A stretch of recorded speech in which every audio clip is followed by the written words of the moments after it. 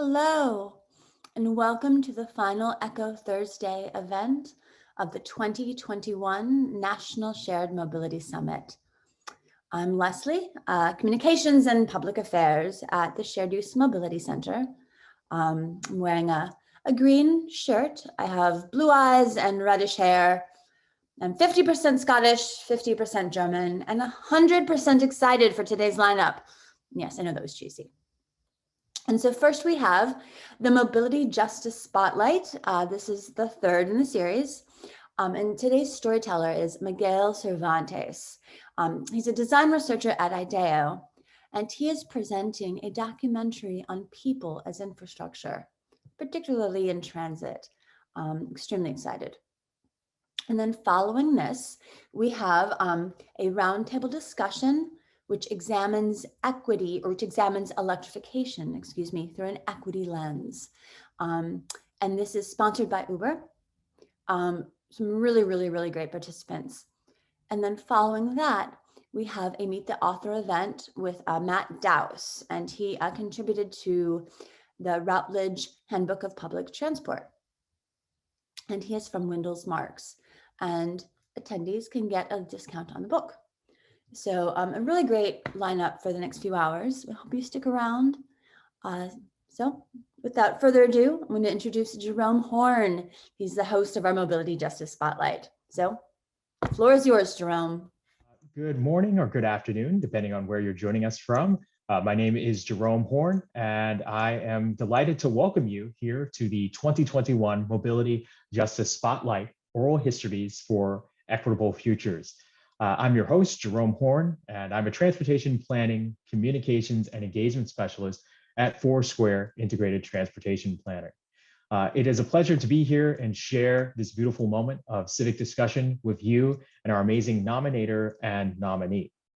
What is this event about anyway? Well, our goal here is to expand your understanding of the realities of mobility and justice and promote frank discussions about how we can address these systemic inequities by giving a voice and a platform to Black, Brown, Indigenous, people of color, marginalized populations, and organizations to tell their stories to leaders in the transportation field. It's no secret that who you are and how you show up in the world can impact your experience, existence, and the opportunities afforded to you. Representation at all levels absolutely matters. Transportation is right at the center of the intersection of injustice. The 2021 Mobility Justice Spotlight seeks to flip that power structure and uplift voices that you may not be familiar with. These voices have the power to educate you, move you, compel you to understand their needs in the greater transportation industry and their efforts being done to address these needs.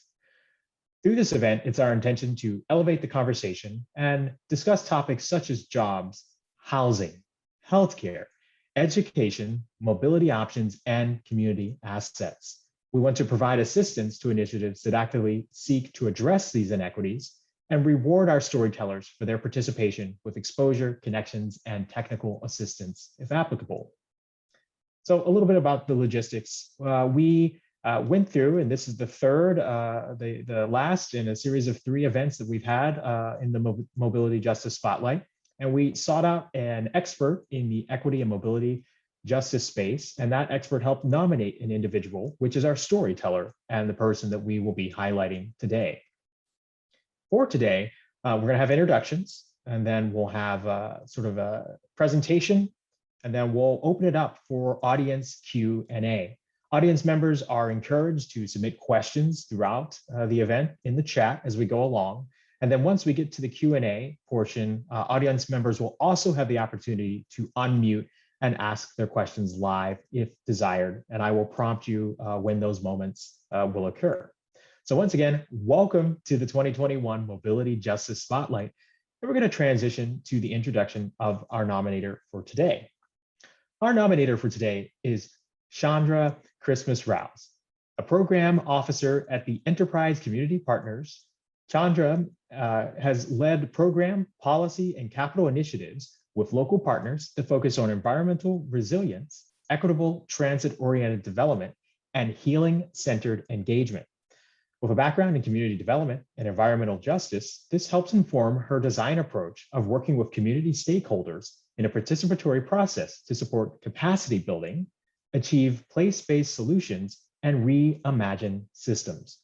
Prior to joining Enterprise, she worked on on integrating policy and strategy consulting with technical knowledge to advance economic mobility and sustainability for a number of organizations and firms. Chandra holds a BA in Environmental Science and Policy with distinction from Duke University and a master's in urban planning from Harvard University. She was named a 2020 Three Walls Rad Lab Plus Outside Artist Fellow and currently serves on the board of Equiticity. Chandra, the floor is now yours. Thank you so much. I really appreciate the opportunity to be with you all today. I am going to start off by introducing you all to the neighborhood that we're going to be talking about today that Miguel and I represent, and that's the neighborhood of Bronzeville.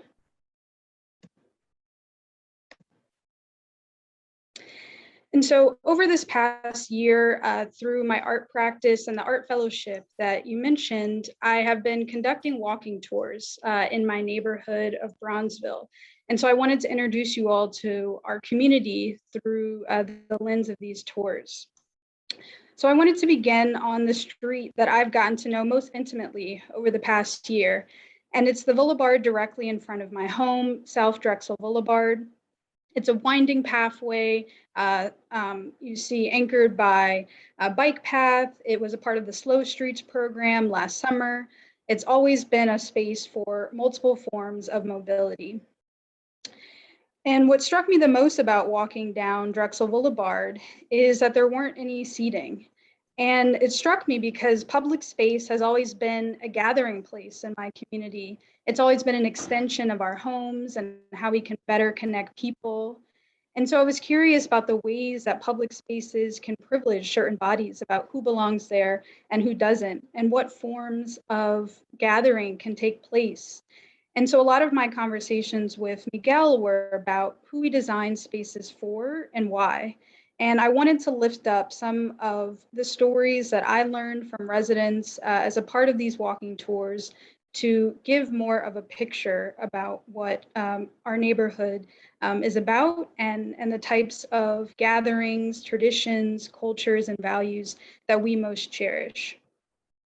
So a big part of my art practice is play. And so I created a word game entitled Map Libs that connects with residents around the spaces that make us feel, remember, and imagine community in our neighborhood.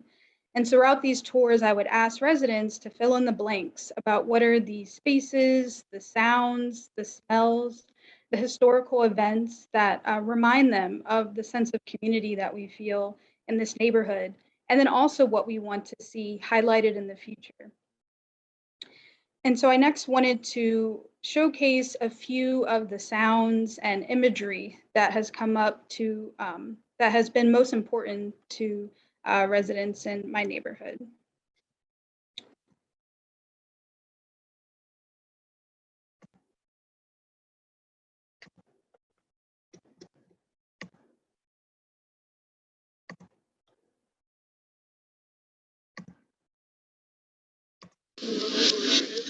So one of the smells that a resident lifted up was Uncle Jay's barbecue and how this creates a sense of community in the neighborhood of Bronzeville. Another place that was highlighted was Sip and Savor, a coffee shop in the neighborhood, and how the hum of conversation and the smell of coffee make the neighborhood feel like a community.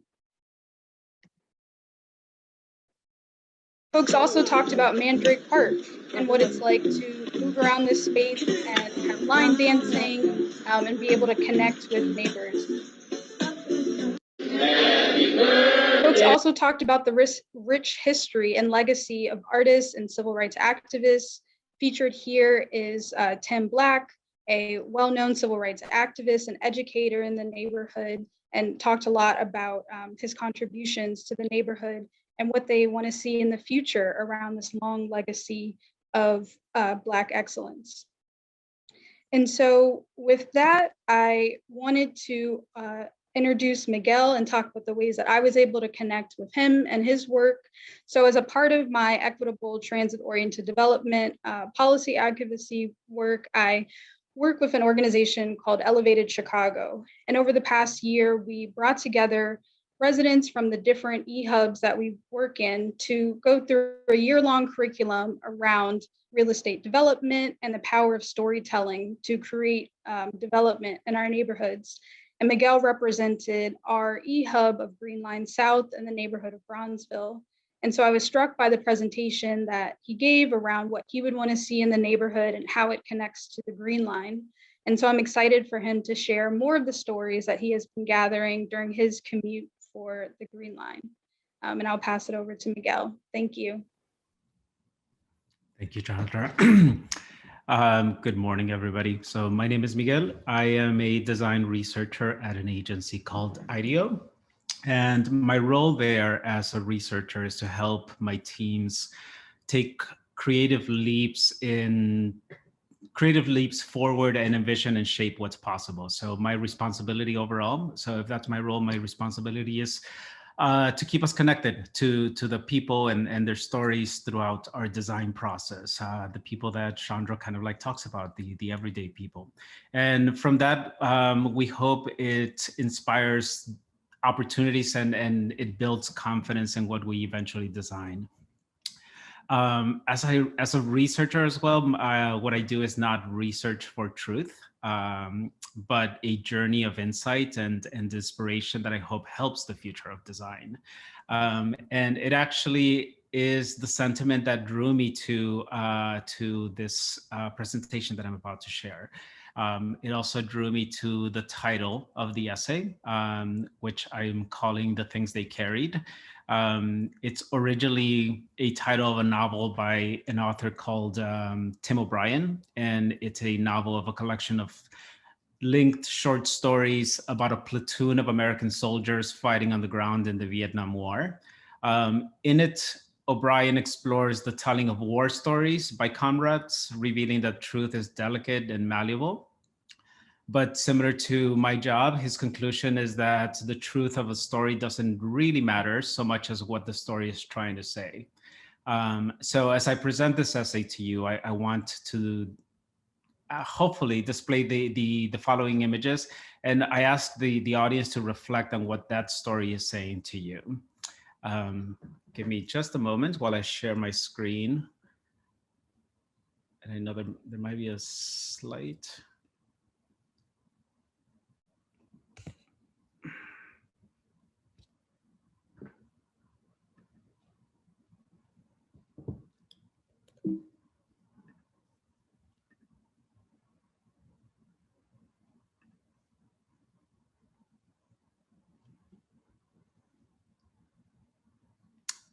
May I ask if you're able to see the title? Yes, but not in full screen. Not in full screen. Okay, so I think I got this.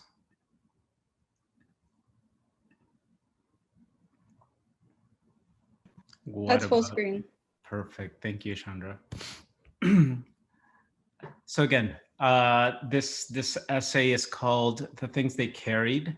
I started capturing these images that you're about to see during my commute to work about 6 years ago.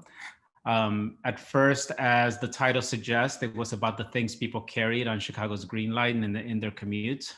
But it didn't really take long to start kind of like recognizing sort of like the patterns of people's behaviors in public behaviors, that is, and sort of like the representations that link us as human beings.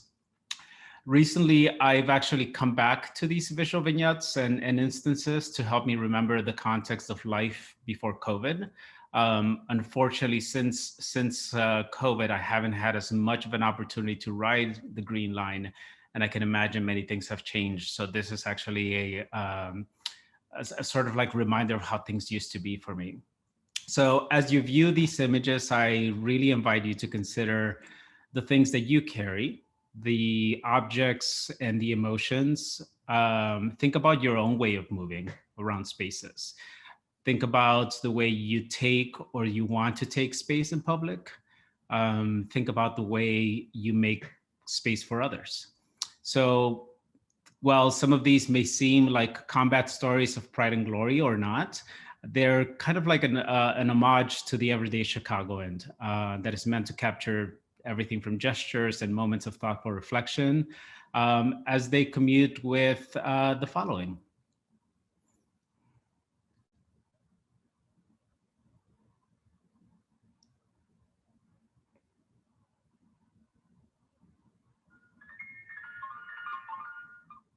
Give me just a second.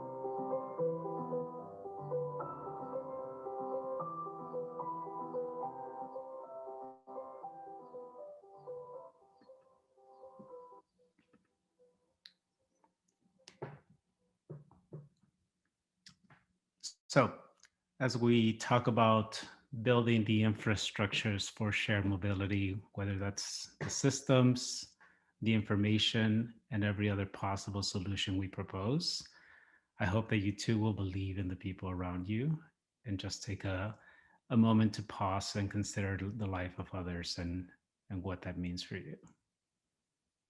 Thank you.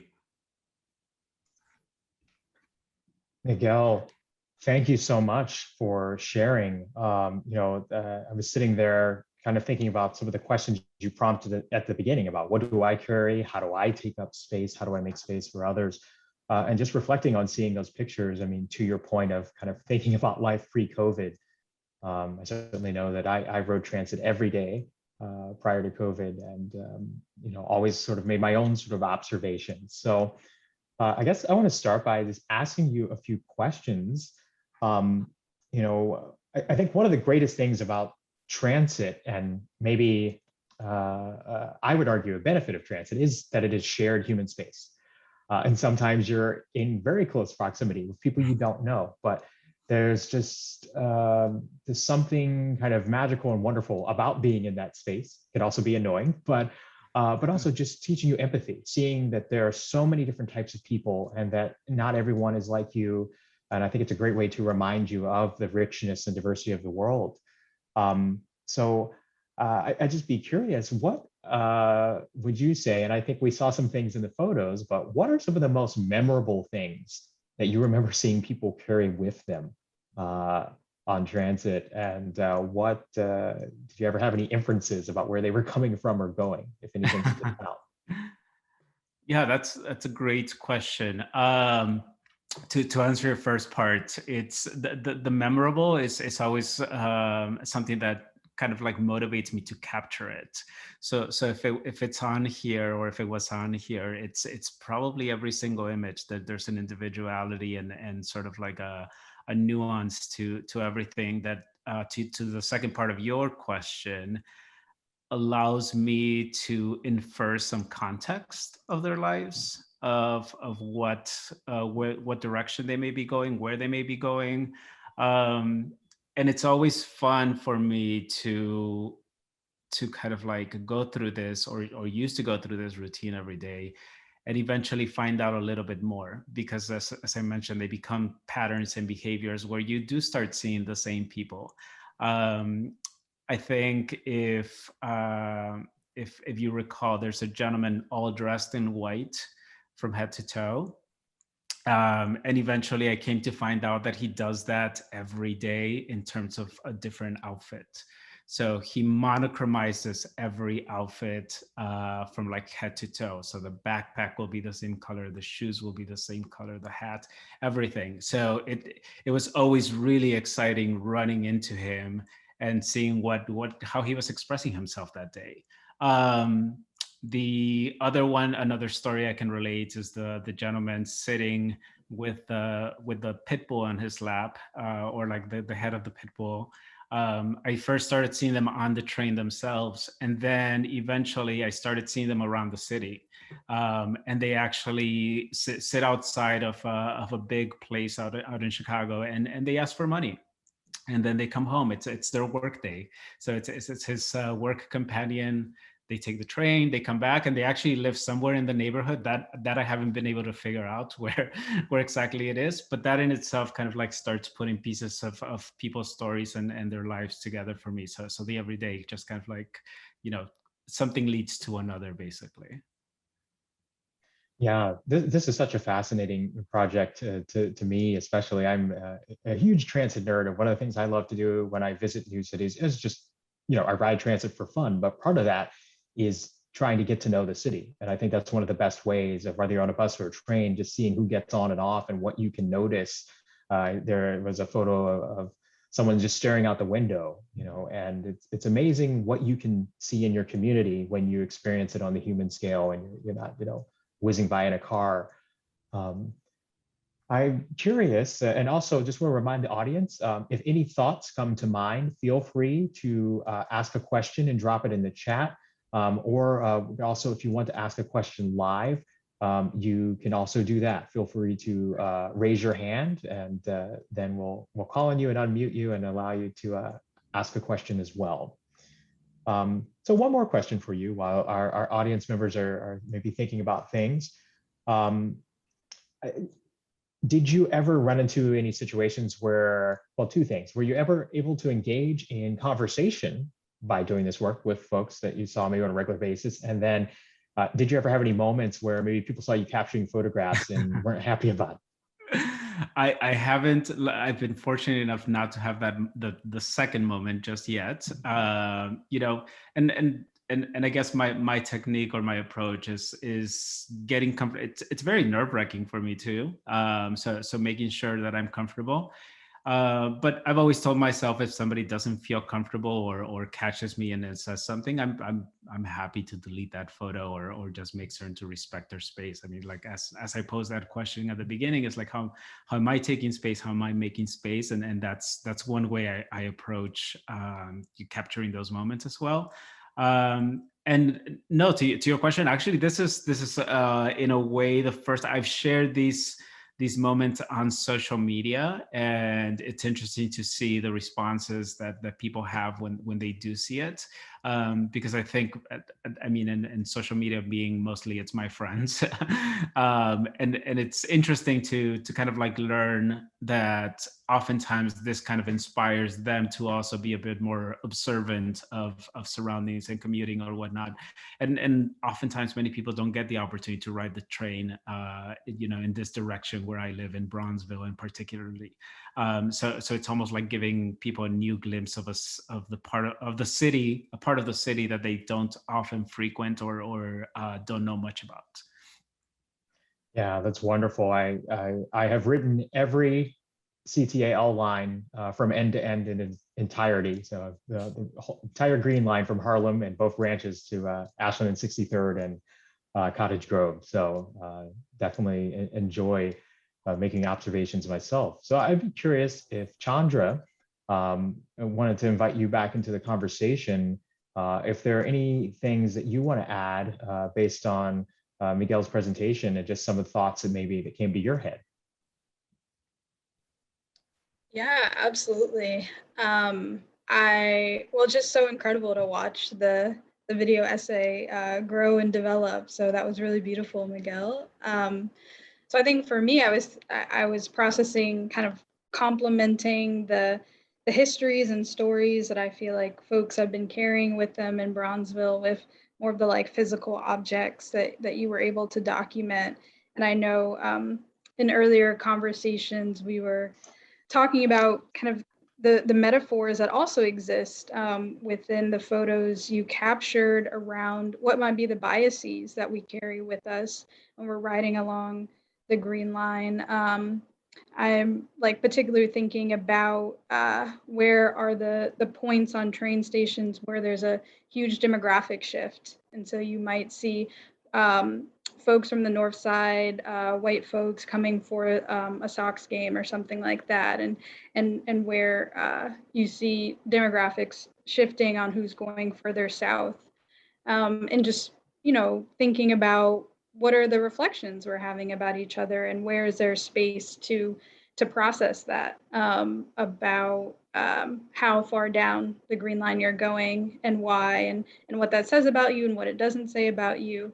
So I also want to be mindful that there's both opportunities that come with transit and mobility, but also the deep segregation and disparities that we also start with certain biases or assumptions that we make about people that then inform policy decisions around transit and which stations are higher quality and why, and what types of revenue they're bringing in, like a baseball stadium, for example. So those were some of the questions that were also circulating for me, kind of what are we carrying with us that we can further interrogate about why someone gets off a stop where they do, or what their items reflect about them. Yeah, Chandra, those are really great insights, and certainly, I think your point about the inferences that we make is a point well taken. I know that Hannah has a question that she would like to ask or out loud. Yeah, hi. Thanks so much, Miguel. That was amazing. And it really made me think. So one of the discussions that the SumC team has had is about, how we can promote, what all of us as, transit nerds or, people that love mobility and what it brings to cities.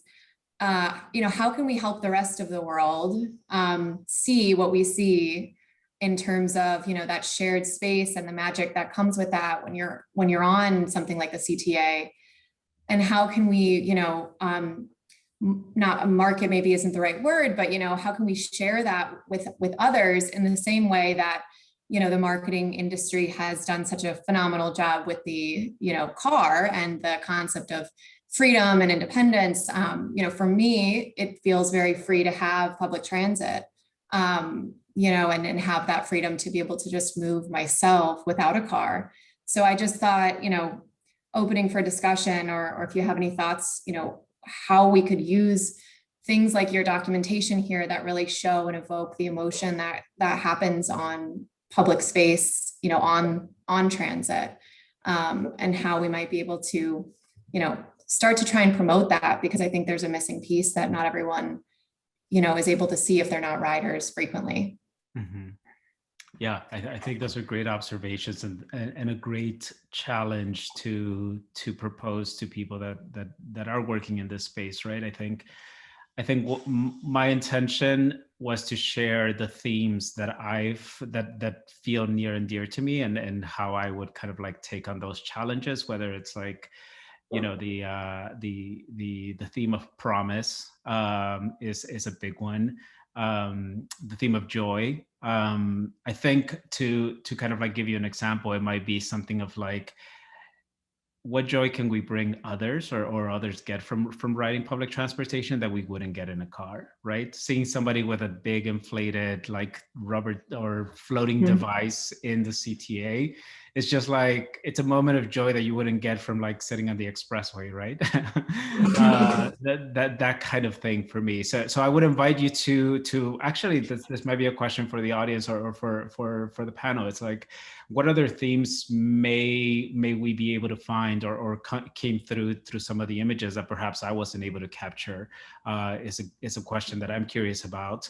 But it's a balance of like considering the physical and the emotional. Like physical meaning, people are not going to use the seats the way that they're meant to be used, right? That people will find a different, repurpose them in some way, or have different intentions for them.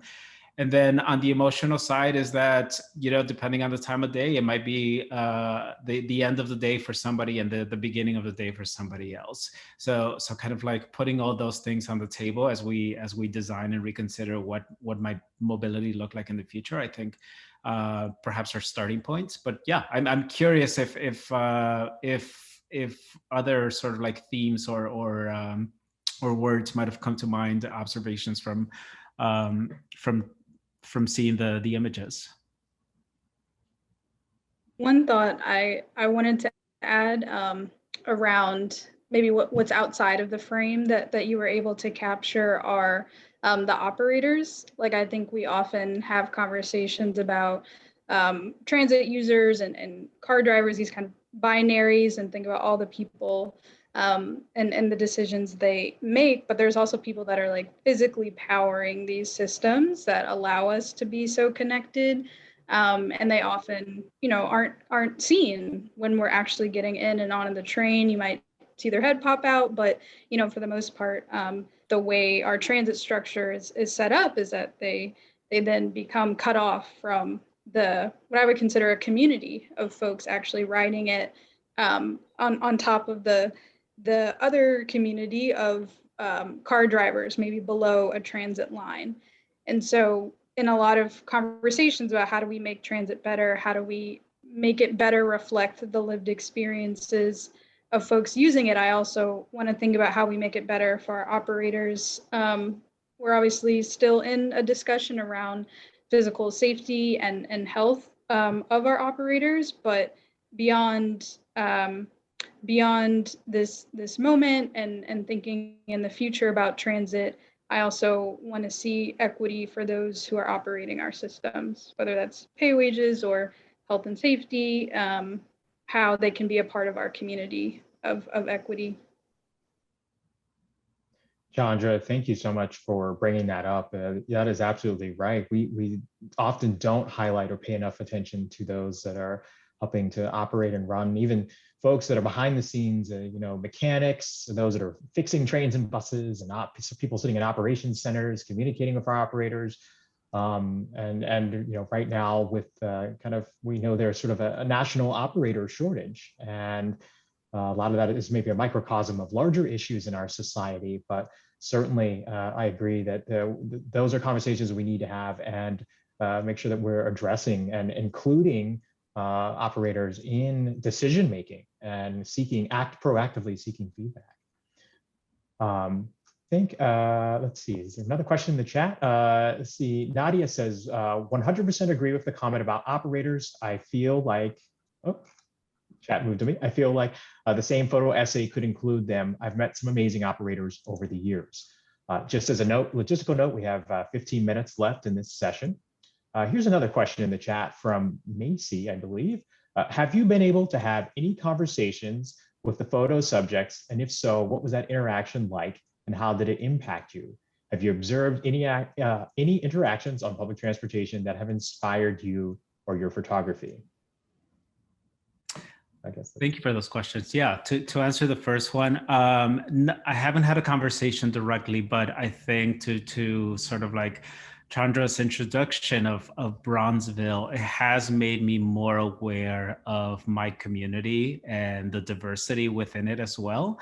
It oftentimes kind of like indirectly, it's a conversation that contextualizes my existence and my experience in this space, in this community, and the environment. So to me, that's been very helpful. And it kind of like relates to the second question. Like, I feel the observations and the interactions or the photography in itself has inspired different ways in which I interact with the community and I kind of like present myself and contribute at the same time. So it's something that I'm grateful to, or I'm grateful that I've had the experience to, or the opportunity to experience, and something that I'm looking forward to kind of like getting back to in a routine once things are a little bit more normal. Thank you, Miguel. Leslie is asking, how, what ideas are there to including riders and operators in the decision-making process? Do you have any thoughts about that? Certainly. I mean, I think the points that have been brought out recently about considering all the stakeholders, right? It's stakeholders don't include just the people who paid for the ride or the people making decisions about transportation. It's those people in between as well, the people operating, the people at the entrance who are watching who's coming in and who's going, the people fixing the rails when something breaks down. I think there's so many stakeholders that we often forget about. They seem to be invisible. How we include them, I'm not certain. I think it could be as simple as asking sometimes, right? And brainstorming with them. And perhaps another way is kind of like reflecting them and showcasing that they are that they are seen, right? Like whether it's communicating directly. Jerome, I think you do some of this work as right, like outreach and communication and just kind of like making people aware of what's available. Perhaps that's another level that could be sort of like included in there. But perhaps you have some thoughts on how you've experienced or done this yourself.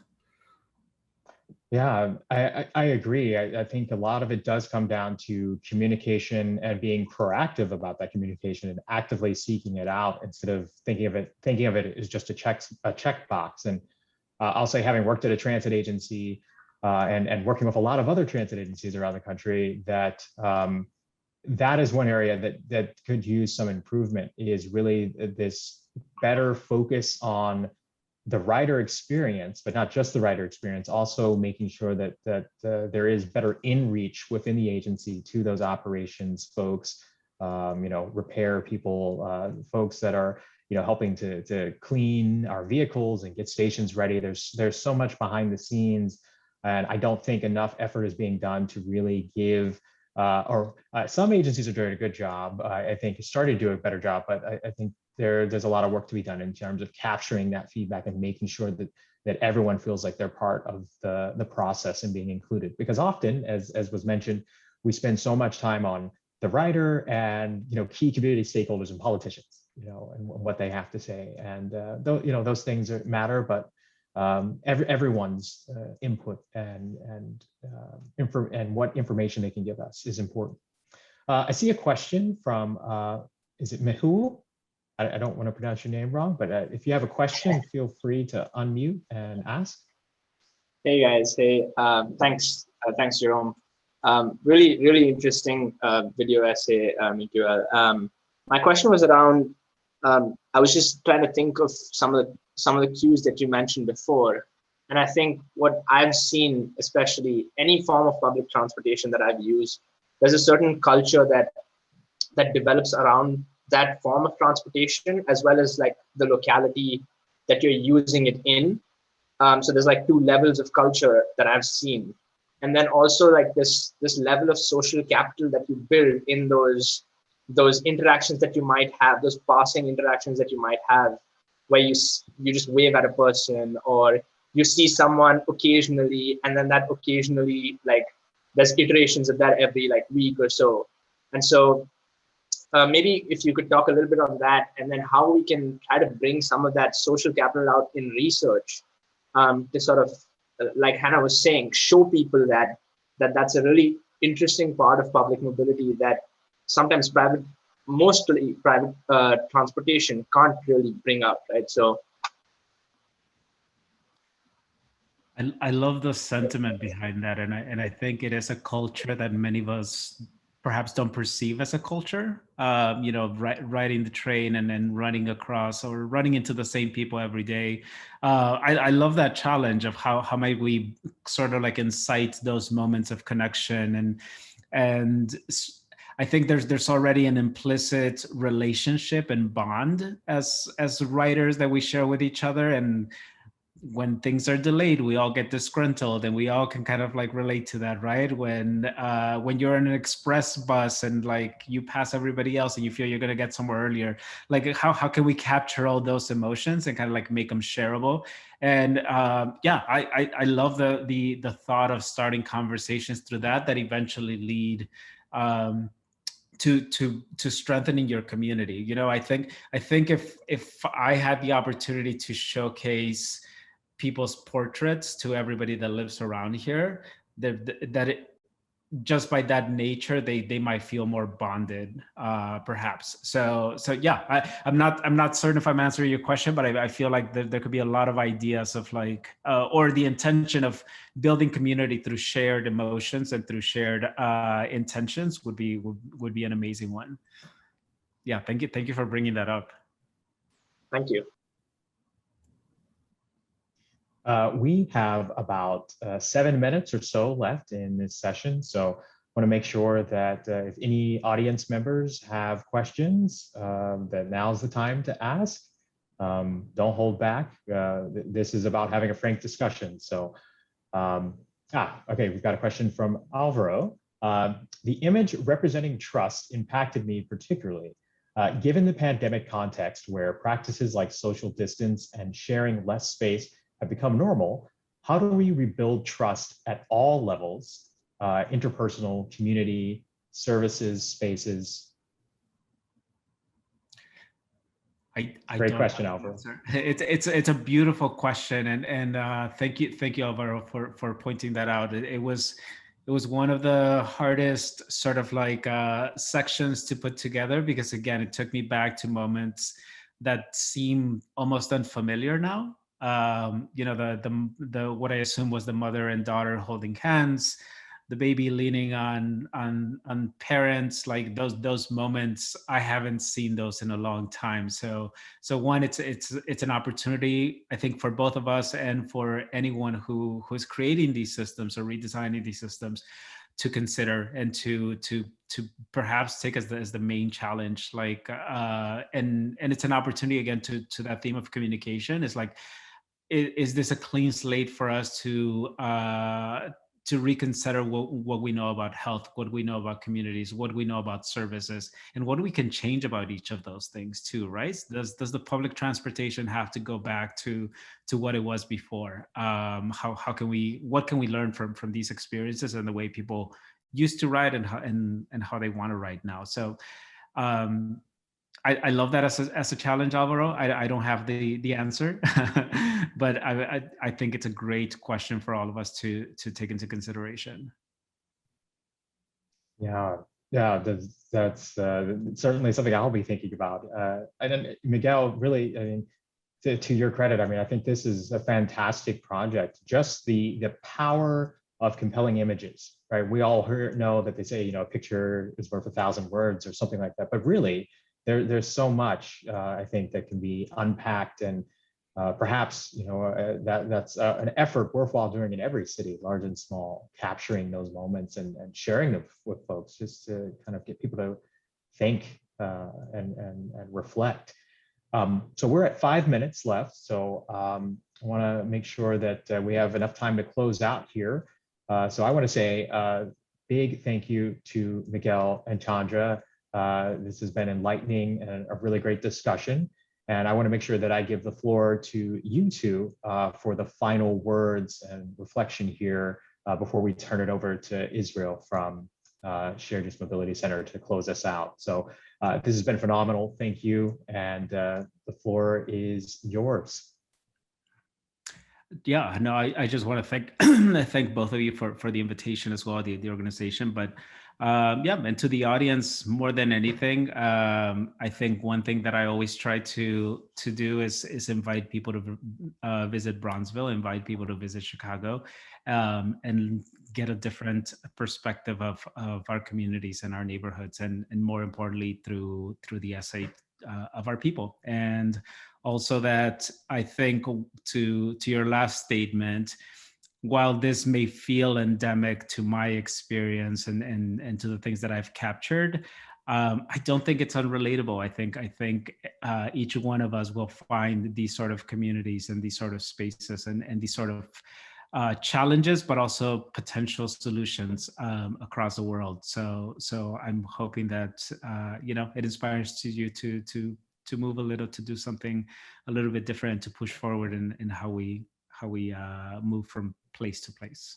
So thank you.